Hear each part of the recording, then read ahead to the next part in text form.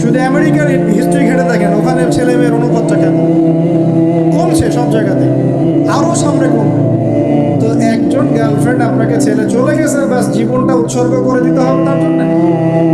এখন কি ফেন্সিডিল, গাঁজা, ইয়াবা এগুলো সেবন করতে হবে?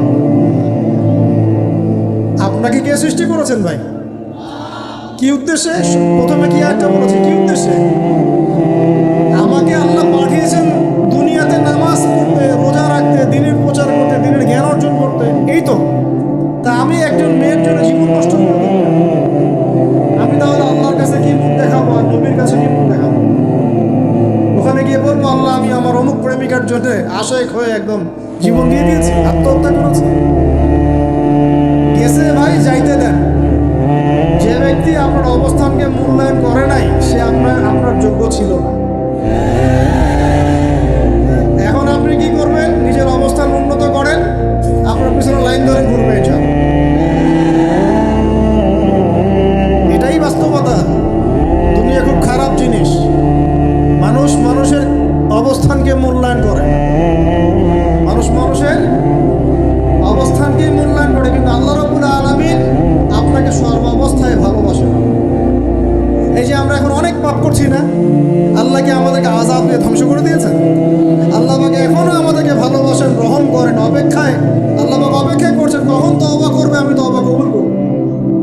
এই কখন আমার বান্দা খালি একবার বলে আস্তাগফিরুল্লাহ, আল্লাহ পাক সাথে সাথে মাফ করে দিচ্ছেন।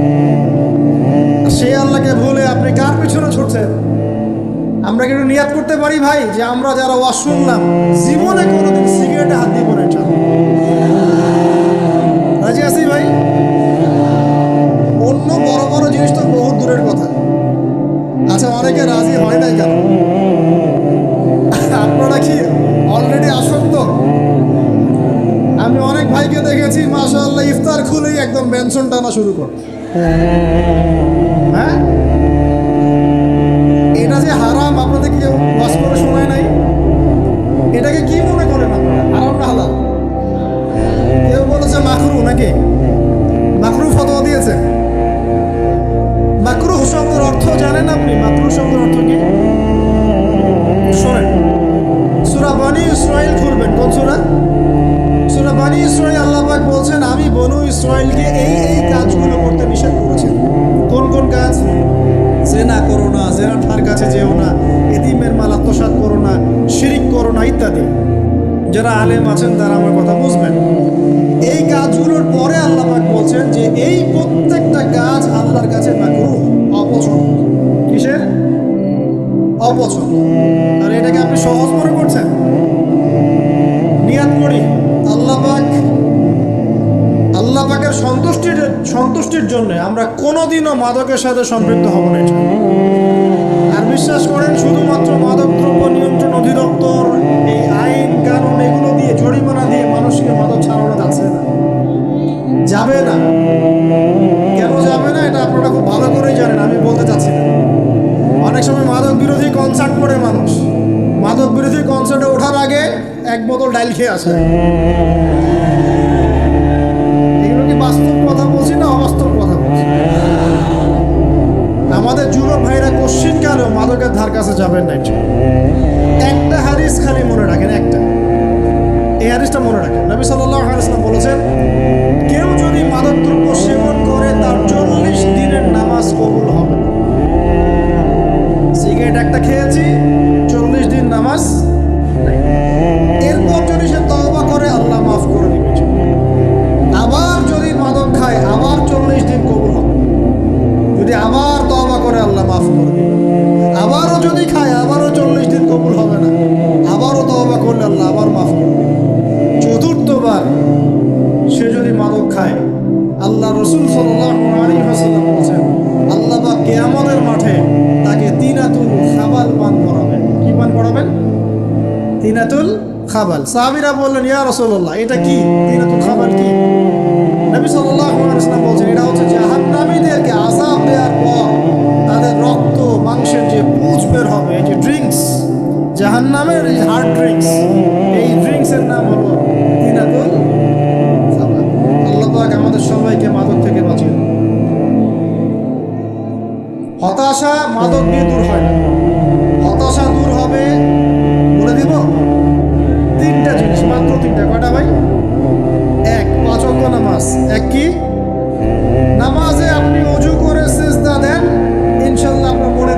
না আসলে আমাকে এসে বলে যে আসে।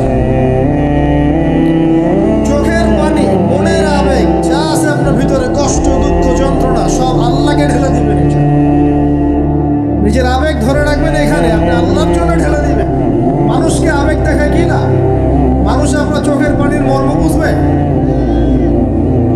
মানুষ কি মানুষের চোখের পানির মর্ম বুঝে? আপনার পিতা যদি মারা যায়, আমার কাছে এসে দোয়া চান, কান্নাকাটি করে, আমি দোয়া করতে পারবো, কিন্তু আমি কিন্তু আপনার ফিলিংসটা বুঝতে পারবো না। আপনার অনুভূতি কে বুঝতে পারবেন? আল্লাহ পাক আপনার ঘাড়ের রগের চেয়েও কাছে আছেন। সুবহান আল্লাহ পাক ঘাড়ের রগের চেয়ে কাছে আছে। গতকালকে বাংলাদেশের একজন বরেণ্য আলেমের সাথে একটা কনফারেন্সে ছিলাম।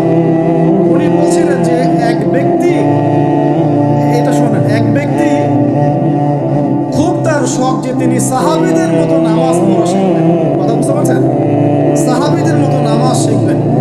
তো একজন বরেণ্য আলেমের কাছে এসেছেন, এসে বলছেন যে আমাকে সাহাবীদের মতো নামাজ শিখিয়ে দেন। তখন সেই আলেম আরেকজন আলেমের সন্ধান দিয়েছেন যে তুমি তার কাছে যাও, তিনি শেখাবেন। তো সেই ব্যক্তি একটু অবাক হয়েছেন, কারণ যাকে প্রশ্ন করেছিলেন তিনি অনেক বড় মুহাদ্দিস, আর যার কাছে পাঠানো হচ্ছে তিনি অত বড় মুহাদ্দিস নন, কিন্তু আবেদ, আমল করে। তাকে গিয়ে বলছেন উনি আমাকে পাঠিয়েছেন সাহাবী বলা নামাজ শিখিয়ে দেন। তখন তিনি বলছেন ঠিক আছে, সুন্দর করে উজু করে আসুন, সুন্দর করে উজু করে আসুন। উজু করার সময় খালি খেয়াল রাখবা যে আমি উজু করছি শুধু আল্লাহর সন্তুষ্টির জন্য। কি খেয়াল রাখবেন? উজু করছি শুধু আল্লাহকে রাজি খুশি করার জন্য উজু করছে, আর কোনো উদ্দেশ্য নাই আমার। উজু করতে যাচ্ছে তিনি আবার বলছেন দাঁড়াও, শুধু আল্লাহকে রাজি খুশি করার জন্য উজু করো। আবার শুরু করছেন, আবার বলছেন শুনো, শুধু আল্লাহকে রাজি খুশি করার জন্য উজু করো। এভাবে বলতেই আছেন, নামাজে দাঁড়িয়েছেন, দাঁড়ানোর আগে বলছেন শোনো, শুধু আল্লাহকে রাজি খুশি করার জন্য নামাজ পড়ো। বলতেই আছেন। এক পর্যায়ে সে ব্যক্তি নামাজ শুরু করলো, নামাজের মনোযোগ এদিক ওদিকে যায়, আর তার মাথায় এটা আসে, এই শুধু আল্লাহকে রাজি খুশি করার জন্য, শুধু আল্লাহকে রাজি খুশি করার জন্য নামাজ পড়তে হবে। এই চিন্তা তার মনের মধ্যে ঘুরপাক খাচ্ছে। এভাবে নামাজটা সে শেষ করে চিন্তা করছে যে নামাজ তো পুরোপুরি মনোযোগ দিতে পারলাম। বারবার মাথার মধ্যে এরকম চিন্তা আসছে, আল্লাহ আমাকে তো মাফ করে দাও, নামাজটা আমার মনে হলো না ঠিক মতো। তখন সে ফিরে এসে তার সে ওস্তাদকে বলছেন আমার তো নামাজ এরকম করে পড়লাম, শেষমেশ মনে হলো যে নামাজটা হয়তো কবুল হয় নাই, আল্লাহর কাছে খুব মাফ চাইলাম, আল্লাহ মাফ করে দাও, নামাজটা কবুল হলো না। তখন সেই যে প্রথম ব্যক্তি যিনি পাঠিয়েছেন তিনি বলছেন এটাই হলো সাহাবী ওয়ালা নামাজ। তারা আল্লাহকে রাজি খুশি করার জন্য নামাজ পড়তেন, নামাজ শেষ করে আল্লাহর কাছে ইস্তেগফার করতেন, আল্লাহ কিছুই হলো না। কথা কি বুঝতে পারছেন? অতএব আল্লাহকে রাজি খুশি করার জন্যে আপনি আপনার আবেগ, আপনার ইবাদত সব ফেলে দিবেন, অন্য কারো কাছে কিছু পাওয়ার আশা করবেন। অতএব নামাজ আপনার মাদকের দিকে যাওয়া লাগবে না, নামাজই আপনার হতাশা দূর করে দেবে ইনশাআল্লাহ। 2 নাম্বার আমল হচ্ছে কোরআন তেলাওয়াত। যে ব্যক্তি কোরআন তেলাওয়াত করতে পারে নিয়মিত, তার মনের মধ্যে এই হতাশা, এই ভীরুতা, এই কাপুরুষতা কিচ্ছু আসবে না ইনশাআল্লাহ। আমি গ্যারান্টি দিচ্ছি আপনাকে, হতাশা আসবেই না আপনার মনে যদি আপনি কোরআন বুঝতে পারেন। কোরআনের একটা আয়াত নিয়ে কোনো সময় দেখা যায় 2-3 ঘন্টা সময় পার হয়ে যাচ্ছে, আয়াতটা ছেড়ে সামনে যেতে পারছি। কোরআনের ভিতরে ঢুকলে আপনি দুনিয়ায় ভুলে যাবেন কি হচ্ছে আশপাশে। আমি এমন অনেক আলেমকে দেখেছি যে পাতলা একটা বই, আরবি বই নিয়ে পড়া শুরু করেছে, যে ফজরের পরে জোহরের ওয়াক্ত হয়ে যাচ্ছে, বইটাই শেষ করতে পারে। বুঝতে পারবেন যখন আপনি ইলমের ভিতরে ঢুকে যাবেন, কোরআনের ভিতরে, হাদিসের ভিতরে, আপনার দুনিয়ার খেয়ালই নেই। একজন আলেম তিনি এক রাত্রে একটা বই লিখেছিলেন, চটি বই, এক রাত্রের মধ্যে। বলা হচ্ছে তার সম্পর্কে বলা হচ্ছে যে রাতের খাবার তাকে দেয়া হয়েছে যে আপনি এটা খেয়ে নেন, খাবারটা পাশেই আছে, খাবারটা খাবো, এটা লিখে খাবারটা খাবো, এরকম তার চিন্তা ছিল। ফজর হয়ে গেছে, বই লেখাও শেষ, খাবার এই অবস্থায় পড়ে গেছে। দূরে গেছেন